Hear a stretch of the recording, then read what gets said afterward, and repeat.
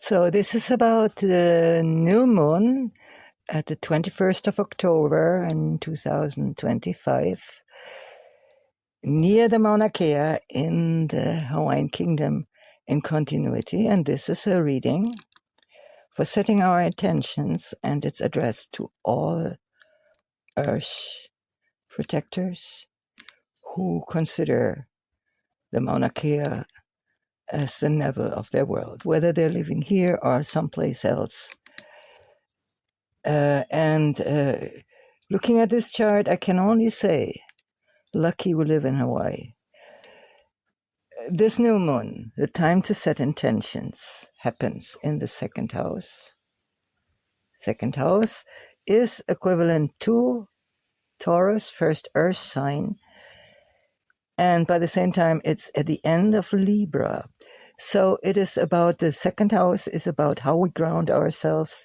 It is basically the whole land back question. And being in Libra, the sign of foremost justice, and as a result of justice, harmony, and as a result of harmony, beauty. Yeah, the winter house of Venus, and even we have Venus in the back behind the sun, but in Libra and in the second house.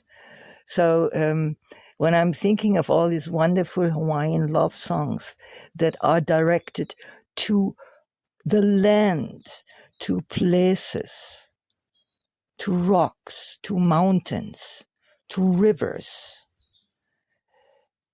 there we have this tremendous love that is needed for us to connect to our Earth Mother, to feel safe.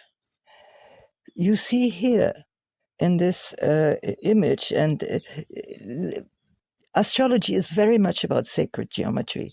And we have here not too precise, but you might see here this square, a closed square between the conjunction of sun and moon. Of course, that's what the new moon is all about.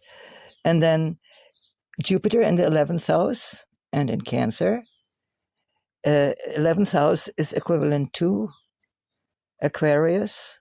That is the place of the collective. And now the collective is geared to what? Cancer. And that's the mother. That's Isis with Horus, Madonna with Christ. And so all squares of Jupiter are actually not very bad, because Jupiter is such a generous planet. Yeah, expansive, generous, the lucky star, they say in traditional astrology. Then Jupiter right now also, at that particular time, forms this square with Chiron. Chiron, the wounded healer. Let me reset that. You were talking about this square, yeah? And here is Chiron. And Chiron being in the 8th house and in the first fire sign of Aries, the leadership. And so Chiron is taking leadership and opposed here. This is an opposition, you see, straight opposition. Is taking leadership in what? Healing. And what does Chiron have to do? Has to go into the mud, the swamp, the cesspools actively. And dig shit out. Yeah. And to understand what is actually preventing us living together in a just society, where every person has the right to be and to care and to be taken care of.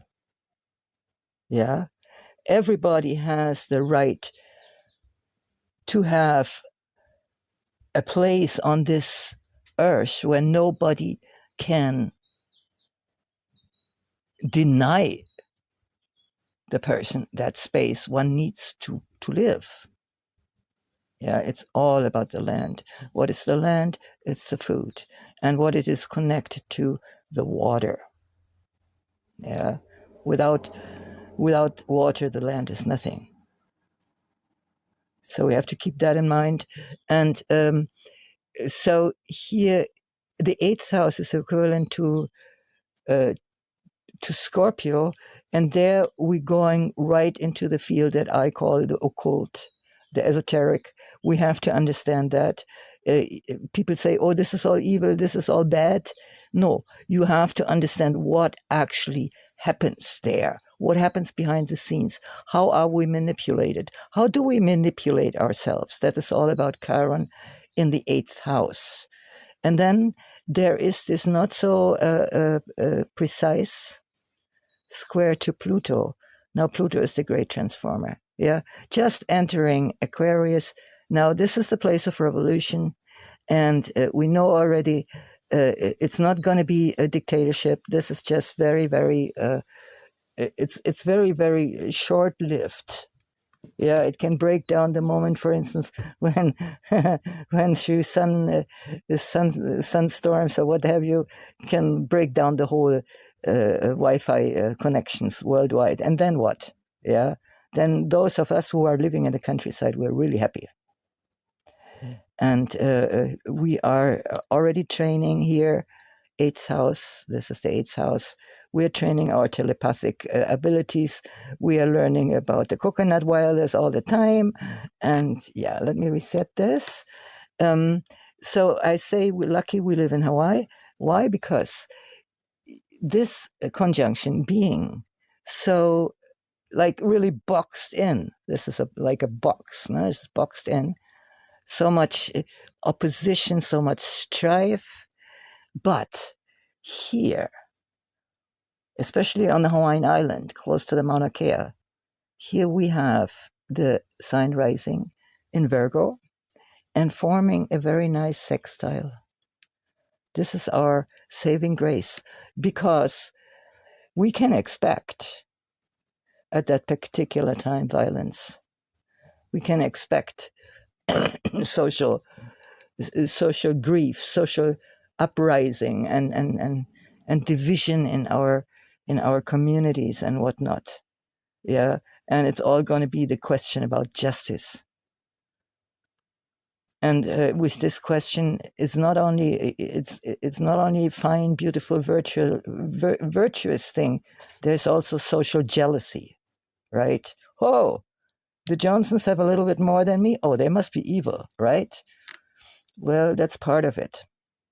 So, but the overall theme of this new moon, mark my words, is land back. And land back in what way? And then what to do with the land? Oh, we own it now and now we make a junkyard out of it? No, that's not going to work. Yeah. And so there is this opposition between, we really want to own what we need. Of course, we want to own. And then Chiron is opposed to that and is asking the question, now, how do we treat what we think we own? And do we really own anything? Yeah. Isn't always in a flux? Isn't it always transitional? We don't want it. But, many, many things are very just, it's a journey, even if we are living at the same spot our whole life and we're just venturing from one village to the next town and back. Even then, it's a journey.